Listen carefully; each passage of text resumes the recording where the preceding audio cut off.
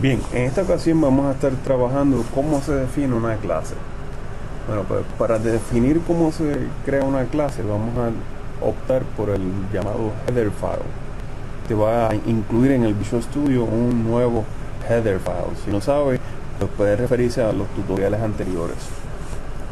Y le va a añadir, cuando crea un header file, pues la documentación pertinente, en este caso pues el nombre de la clase y toda aquella información que sea útil para referencias futuras. Luego que le añadimos los comentarios, procedemos a añadir los preprocesadores if not def, if ndef, if not def, el nombre de la constante que usted quiera utilizar. En este caso podemos utilizar persona_h.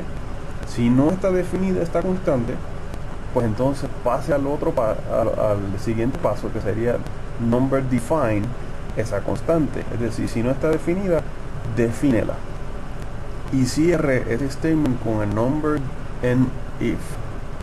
Esto es como si fuera un if, lo único que ocurre a nivel de preprocesador, antes de que empiece a procesar. Y esto se utiliza para no repetir código. Si ya se había incluido esa clase, pues no se vuelve a incluir para evitar errores. Luego que definimos la constante if not def, pasamos a lo que sería la clase per se. En este caso, como en este ejemplo, pues sería class persona. Fíjense que el espacio de esa clase comienza con una llave y cierra con otra llave, seguido de un punto y coma. Ese punto y coma es importante, si no le va a dar error. Toda clase pues va a tener, como habíamos dicho anteriormente, unos métodos y unos atributos. Los atributos por default deben ser privados o protected. En este caso lo vamos a colocar privados, y los únicos atributos que le vamos a añadir a esta persona va a ser el ID y un nombre. Pero puede tener, por ejemplo, peso, puede tener estatura, color de ojos y así sucesivamente, todos los atributos que puedan definir una persona. Recuerde incluir también aquellos header files que necesite. Por ejemplo, en este caso estoy usando el atributo el nombre como un string, por lo tanto, para poder utilizar el tipo de datos string, pues tengo que hacer un include arriba de la clase string o del header file string. Cada clase necesita un constructor, y el constructor básicamente es un método especial que se llama igual que la clase, y este es el responsable de crear un objeto o una instancia. Es el que va a separar el espacio con todos los atributos o todas las variables y todos los métodos o funciones para que pueda guardar la información que va a tener cada objeto, en este caso cada persona. Sin constructores no hay objetos. Escriba los constructores de la clase. En este caso pues vamos a tener la clase persona, y los constructores van a ser el constructor, el método que se llama igual que la clase. Si no tiene nada en los paréntesis, se dice o se conoce que ese es el default constructor, porque no tiene nada. Simplemente lo que va es a darle valores iniciales a los atributos. Si tuviese otros atributos en los paréntesis, pues entonces ya estos atributos se guardarían cuando se crea el objeto de una clase. Los métodos de una clase deben ser públicos para que se puedan utilizar, excepto aquellas operaciones que sean internas de esa clase. Pero por lo general queremos darle unos métodos, en este caso los llamados sets, para guardar información, en este caso guardar ID, guardar nombre, y otros métodos para extraer información, los llamados gets, extraer ID, extraer nombre, o get ID y get nombre. Fíjese que en algunos casos se utiliza la terminación const en los métodos, y esto, aunque no es necesario, sí minimiza los riesgos de errores. Luego usted va a crear un punto CPP. Antiguamente la definición de los métodos de una clase, en este caso la clase persona, se hacía en el CPP.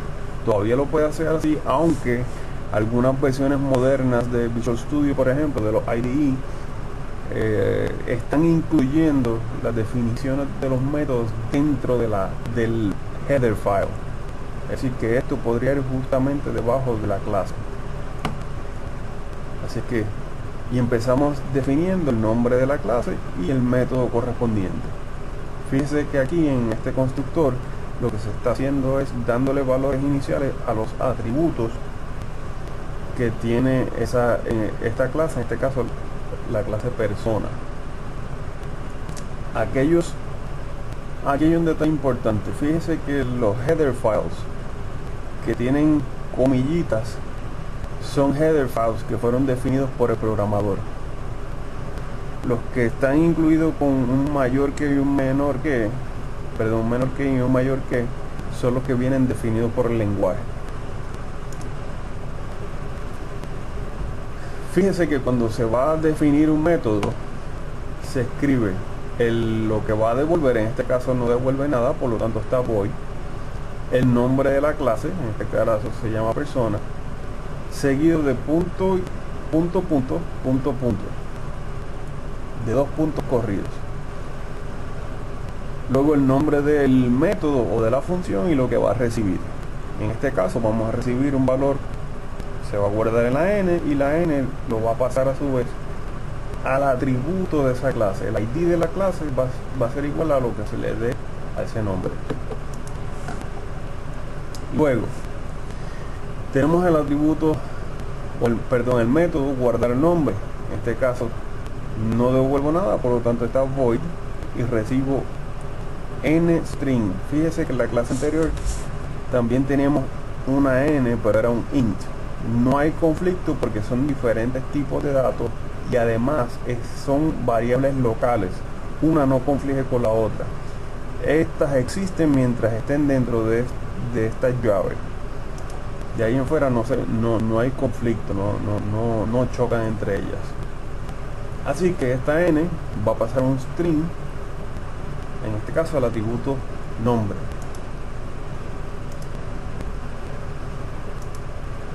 Una instancia pues es un sinónimo de objeto. Ocurre cuando se separa un espacio en la memoria con las características de una clase, y tenemos dos formas de hacerlo.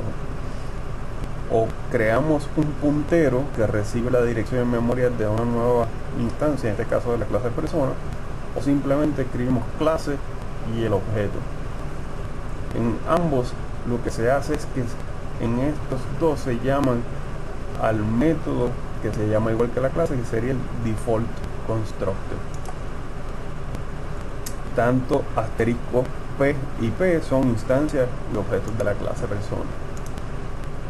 Y aquí les muestro algunos ejemplos. Por ejemplo, bosque, actor y persona serían clases, y todos estos que están acá serían objetos particulares de esta clase.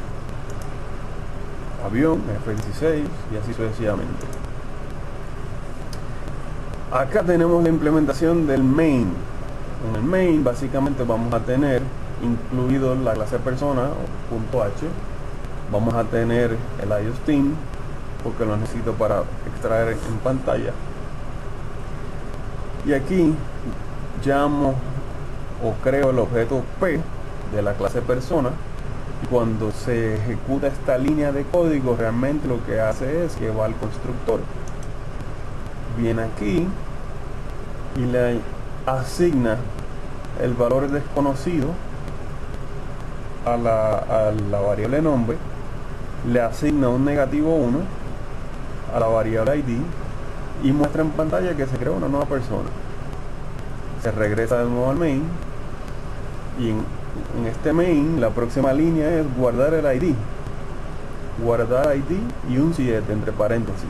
Quiere decir que este 7, cuando vayamos a la implementación o a la definición de ese método, miren lo que va a suceder.